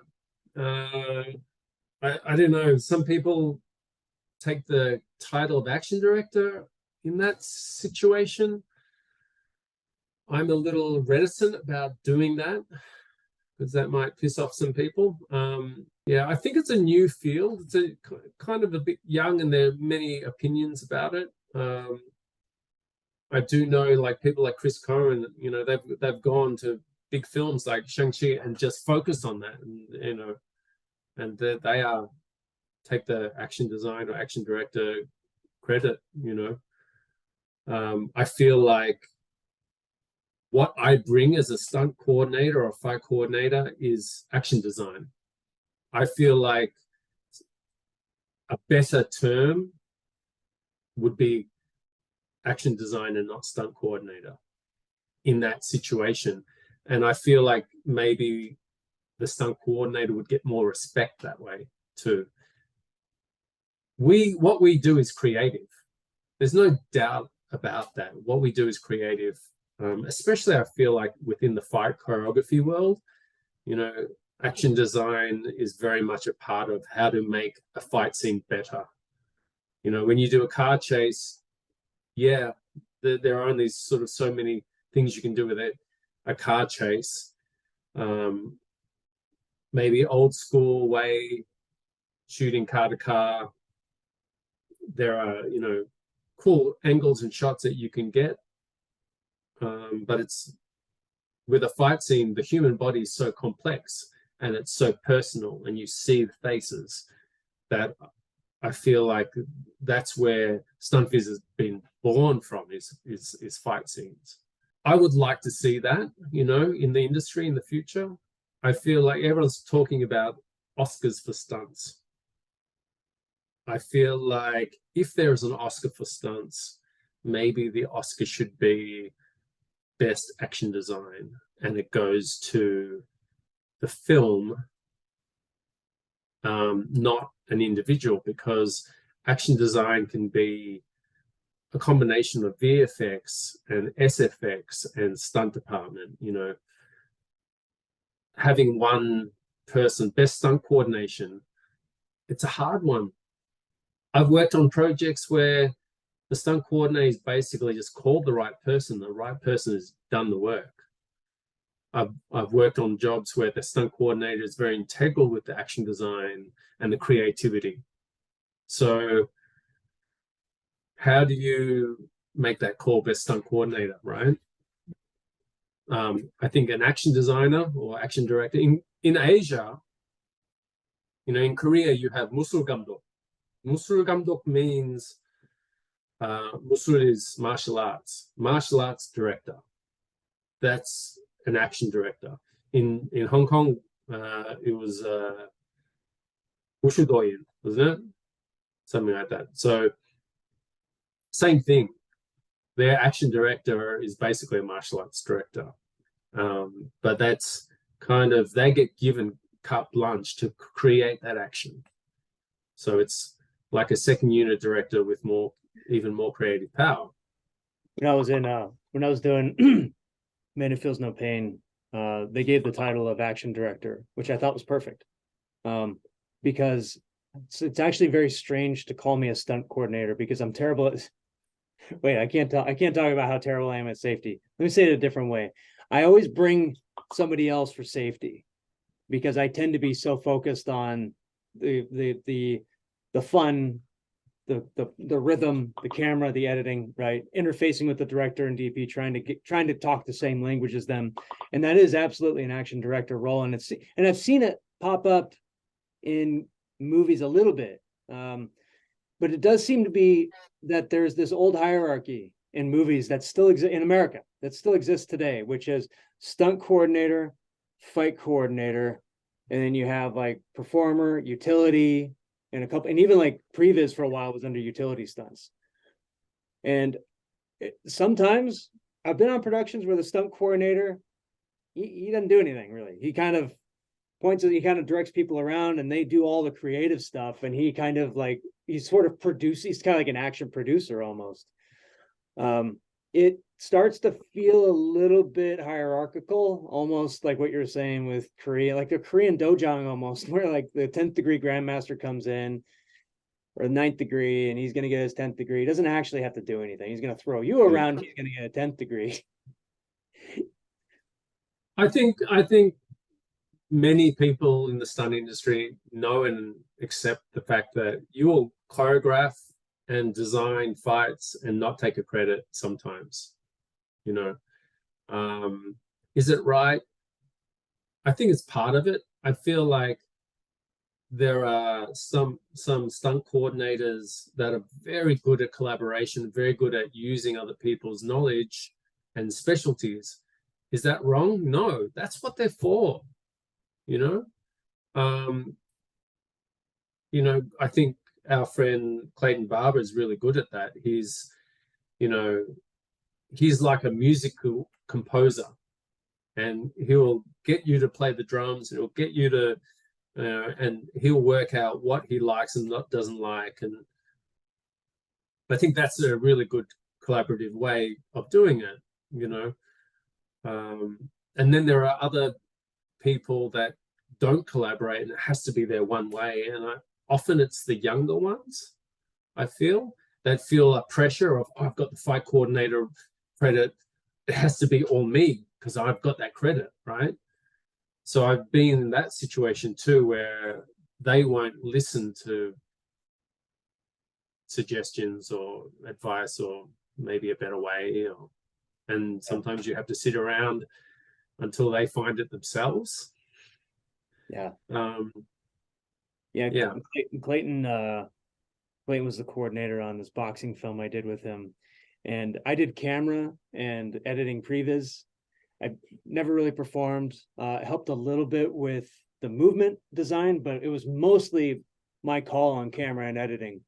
And he always leaned on me for that. And I got fight coordinator credit for that. And I'm not telling people how to move. I'm really just kind of talking to him about like, well, I think if we shoot it like this, that move's going to look best. But if we were to move the camera here, you might want to change the move to something else. And and like you just said, he would conduct the scene so that all that stuff would line up. And then on the day it was butter, and they used our Pre-vis verbatim. Yeah, he's my mentor, you know. And I took his model to India, hook, line, and sinker. I took the exact same thing and did it that same way. Not as well, but you know, we can't all be Clayton, man. Yeah, he's a good one. Yeah. I want to talk too about stunt doubling. You've doubled. Let's see. You've doubled a bunch of guys. Joe Seo, Tim Chu. I don't know how you say his name. What do you like? What goes into moving like somebody else? What do you look for? How do you practice it? How do you film yourself and study their movement? I feel like as a double and also as a coordinator hiring other doubles, when I'm doubling, I'm attentive to my actor and I'm watching takes that I'm not involved in, because quite often, all of a sudden, even though it's non-action, maybe they'll turn around and go, all right, let's get him in and have him overlap or whatever. So I feel like some stunt doubles are a little bit lackadaisical in that area, and they just go and sit over there until they're called. So I feel like if you're going to be doubling someone, you should watch them. Yeah, pick up their mannerisms, and especially if it's a long run show, and especially if they've got a particular character in a particular way, right? Like, it was always the joke on the Jackie Chan movies that you have to learn the Jackie waddle, because the way Jackie runs, it's a particular way. So all the stunt guys that would double him, they would run the Jackie waddle. Yeah, I feel like being attentive is a good thing, and not just when you're being attentive to the whole process, to the non-action scenes as much as possible too. Watch your actor, watch the lead up, watch the end of it, know what's going on. If the actor looks like he needs to kneel, offer a knee pad, like be there for your actor. That's part of the job, I think. Because we work with actors so much as stunt performers and as fight trainers and choreographers, I feel like there's always a strong camaraderie between the stunt department and the main cast. I wanted to talk too about training actors because I would assume that's different than teaching somebody in a martial arts school who wants to learn martial arts versus, okay, now you're teaching somebody who is a paid professional, who might want to be there, who might really want to be there. You're always going to have to juggle that, obviously. And also, is it real martial arts you're teaching them? Yeah, look, again, it's a case-by-case basis, but that's another job that we do and that I've had to do a lot of is training actors. I got set the task of training Joel Kinnaman up for 6 months before Altered Carbon even started. Some actors are very proactive and some actors are very talented and some actors are not physically gifted. And I need to teach them my knowledge. I've got, however many years, 40 years or so of martial arts knowledge. Actually it's more than that. And then I have to impart on them in 4 weeks or 4 days, or 4 hours or however long it takes, to get them ready for a scene or a movie. And, that process, you learn shortcuts. And I feel like you learn how to assess them. And sometimes that will inform your stunt biz, or you'll work out, all right, this guy can do a lot more. So, I can hold on him. And sometimes you have to be ready to work out, all right, actor shots, double shots, actor shots, double shots, and know exactly when and where that will happen. And also as a coordinator, sometimes you have to answer to insurance companies and producers and other things that are trying to protect the welfare of the actor. Yeah, I mean, that kind of communication between departments seems like the key to success, where if you're able to actually have as long as the training team is talking to the Pre-vis team, which is talking to production, then that'll be nice and smooth. Otherwise, you run into headaches, right? Have you ever found that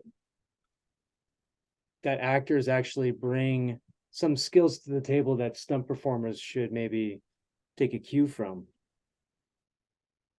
Yeah, I mean, there's been some actors that have not been great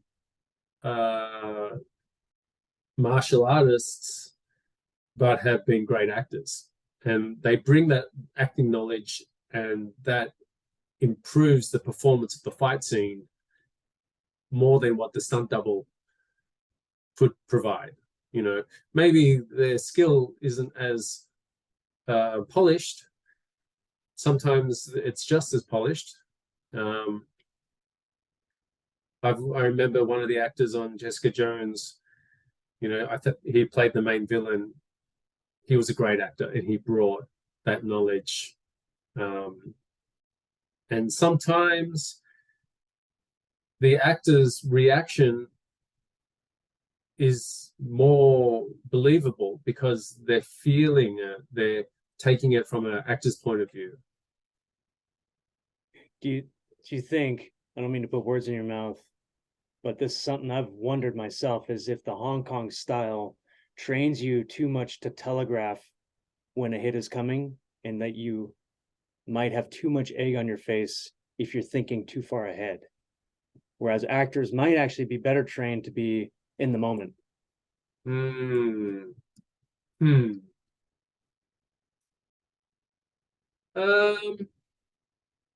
I think that's yeah, that's an individual thing, individual performer thing, I feel. I I feel like my acting knowledge helps in that sense. And there are some stunt performers I've worked with that are great, and some that are a little bit wooden and mechanical. So yeah, I feel like, again, go and learn acting. You produced Blindsided. You also played the lead henchman.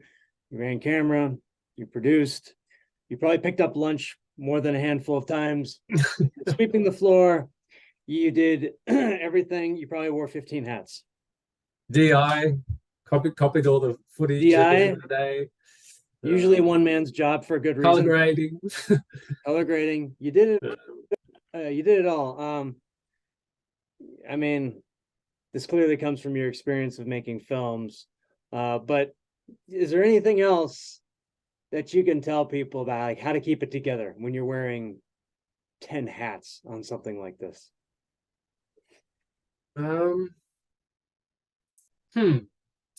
I feel like one of the hardest things to do is be actor director, but be behind the camera, in front of the camera, and especially if the scenes are very emotionally draining, or if the stakes are high. I know on Forge there was one day where I'm running around and I had this really dramatic scene, and I felt I couldn't get there as a performer, and I had to take a step back and just kind of push everything else away for a second. And my process as a director actor is, in pre-production, work out all the mechanics, work out the shots, work out the plan, so that on the day, your assistant director, your DP, everyone knows your plan.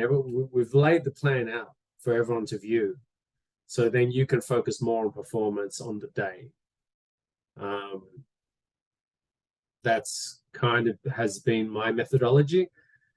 What about you? You've done it. Fantastic advice. The way I do it is by having people like you on set, honestly, because like there are times where, I mean, I did something similar on my feature Death Grip, and I remember there being a moment where it's like I was trying to cry in the scene, but I was also like worried about a permit, and then somebody canceled on the shoot for tomorrow, and I'm like, I could actually cry, but it'd be the wrong cry.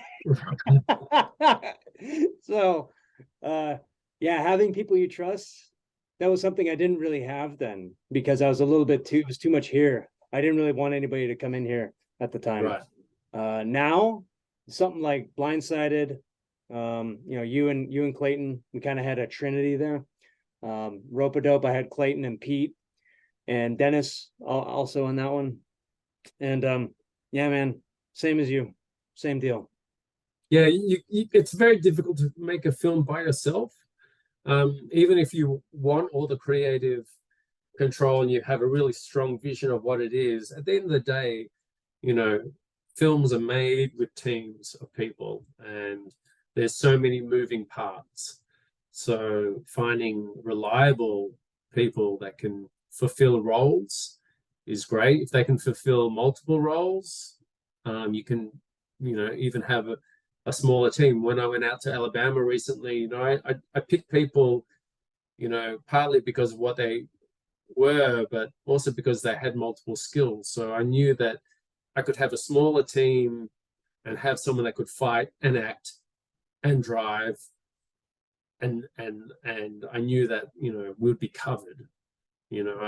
So yeah, experience and multiple skills are great assets. I feel like why I've had a lot of success in a relatively short amount of time in Hollywood or LA. Is when I came here, people noticed I'm here as a fight guy, but people notice, oh, he's a filmmaker too. And the whole stunt biz world here was so important.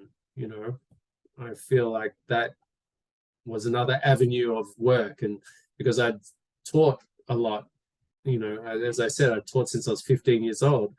Teaching actors, I had a way of teaching. So there was that. And then being a stunt performer from Australia, we have to do all different types of stunts. We have a grading system there. So we have to do body control, heights, water, vehicles, animals.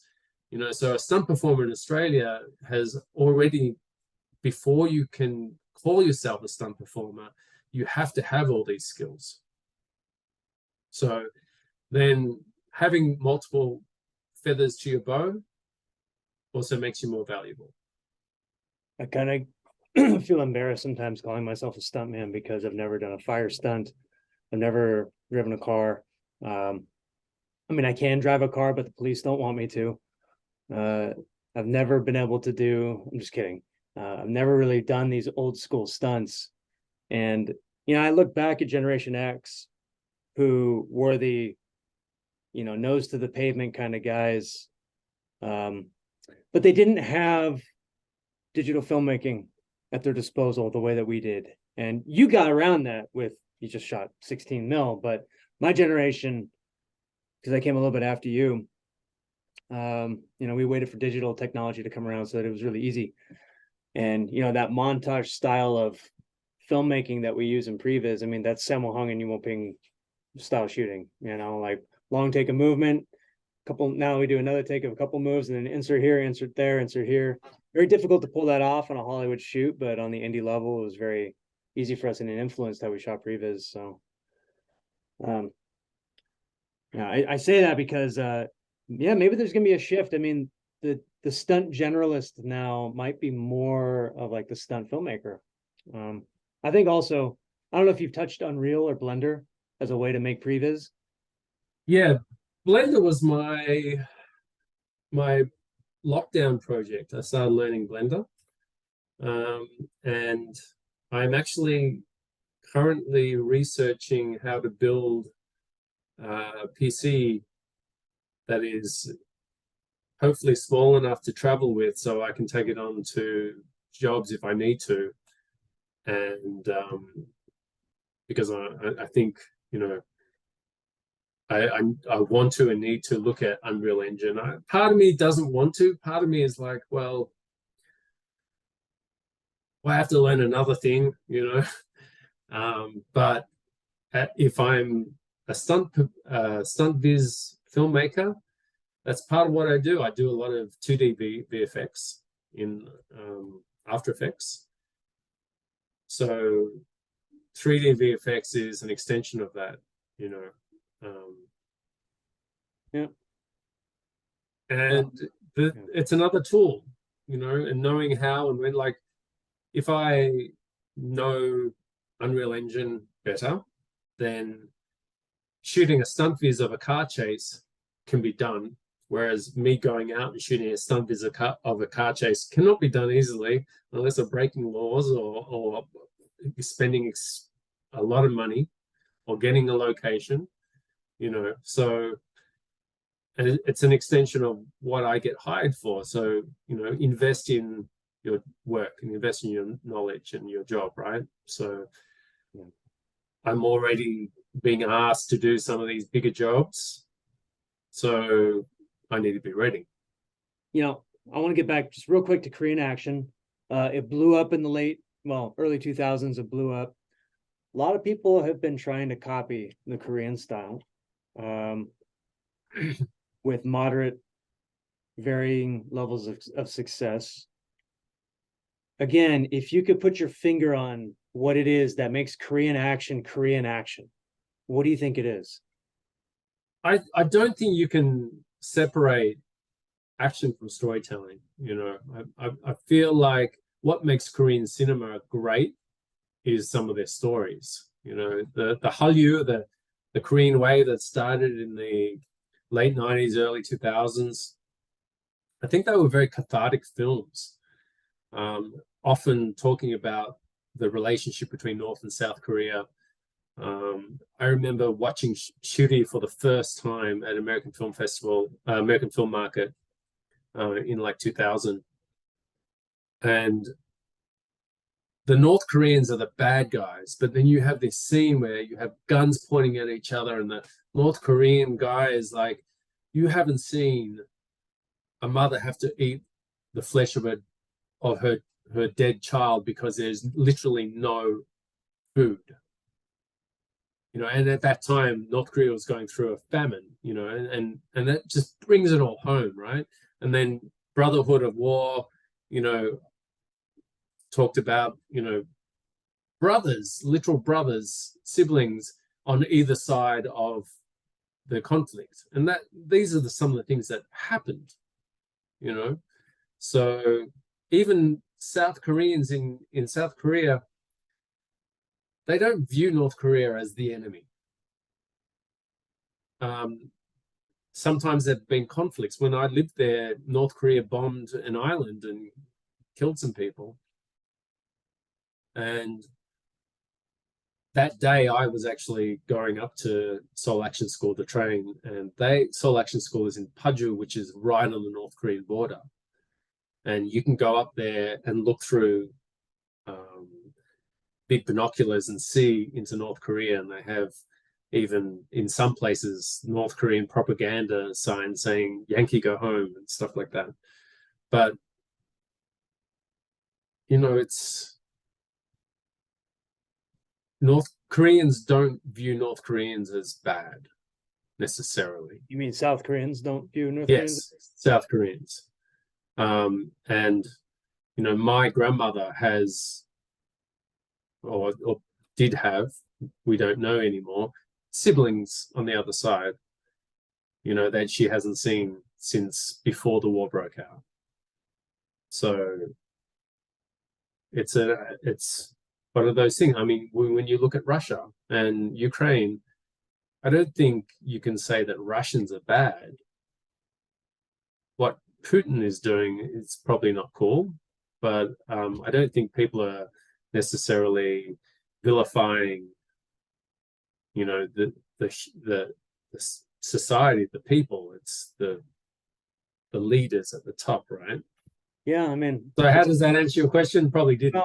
No, not quite. I mean, I appreciate like the ethic behind that kind of thinking though, because there is this sort of like, you know, within making action movies, we kind of do tap into a sort of universal quality of humanity, which is violence and catharsis and, you know, overcoming difficulty. And these are things that everybody faces. And I think that maybe South Korean cinema is like extremely close to that right now, where they understand it maybe better than almost anybody. And maybe Ukrainian cinema is going to become like that now. I mean, you look at Park Chan-wook, his revenge trilogy, you know, you have Old Boy. Again, they're striking films with very strong storylines, and, you know, the big fight scene in the hallway in Old Boy, what it is the humanness of him getting to the other side. That is the action, is the action, right? It's not, it's the human storytelling, I feel, is more interesting. Does that make sense? Absolutely. I don't know. No, I think that nails it, man. That's what I'm looking for, is trying to understand this aesthetic of movement that they've kind of like tapped into and that they've really nailed. Even there are times where I'm like, God, I hate the filmmaking, but it's kind of like it still works. Like I watched City of Violence and I go like, man, if someone had edited this a little bit slower, it would have looked like a Hong Kong movie, but it might not have been City of Violence then. I watched it again recently and I think I enjoyed it a lot more. But there is that kind of like interplay between the movement style, which is very natural, like you said. It's sort of this natural street fighting style. There's a lot of flow and power kind of combined, I feel. it's not blocky. There's some flow to it. There's some aesthetic to it, but at the same time, there's some bang, some impact, some brutality. I feel like, that's kind of what I emulate a little bit, in the sense of, I think footwork is, when I'm working at choreography, footwork is so important in terms of making the difference between something looking smooth and efficient and stuttery and steppery, and so I always focus on footwork, especially with actors. Like, footwork gives you distance control, and this is everything that comes from actual competition and fighting. I feel like having great footwork is the make or break between a great fighter. Yeah, there's also this way, what I love about Jung Do-hong is how upright he is. He doesn't get low. Like, there's a lot of these sport karate types that when they do choreo, it's like they hit a horse stance, and it's like 90 degrees when you look at them, and it looks okay. But when I look at Jung Do-hong, it's like, it seems like that's a guy who can move around and get out of the way, and who can. He competed in boxing. He's again a lifelong martial artist. Obviously did taekwondo. I've watched you from, when was that? I mean, I guess that was 2001. Interesting time period, because I worked so hard at doing the Hong Kong style, man, and I wanted it. Like, I felt it in my blood, and because I'd learned some Cantonese at that time too, so I felt like I could kind of get it. And I was reviewing movies too, and then like 9/11 happened, and then Bourne Identity came out, Grand Theft Auto 3 came out like right after 9/11. And like action in Hollywood just like went this way. Because at the time it was Crouching Tiger, Matrix, Star Wars Episode 1, Darth Maul, Rush Hour, Matrix Reloaded. I mean, these films were like Hong Kong movies in America. It was like, this is where it's at. These skills are going to be useful. And then, I saw Bourne. I was like, I don't really care. I'm watching the other stuff coming out. And then like Bourne is kind of what gets remembered in a few years, and people start moving in that direction. And I felt like shit, I just like doubled down on the Hong Kong style, even though it was totally unmarketable at the time. I think Bourne created a solution. How can we get actors to do action? I think that's kind of like where we can cheat, and that's what happens on film sets. Like, when an actor doesn't look good, they go, all right, we can just move the camera, and we'll get it done that way, kind of thing. But when you have great performers with great skill, they can stand back with a nice still frame and see, Keanu Reeves take out a bunch of guys because he's trained for 6 months. Who's going to invest that much time? Yeah. Not a lot of actors will. Dude, thank you. Yeah, man, you're like a big brother to me. I really appreciate it. Appreciate everything you've done, for me, with me. You've done so many favors for me. So hopefully I can return the favors someday. All right. Cheers, brother. All right. Much appreciated. Thanks again.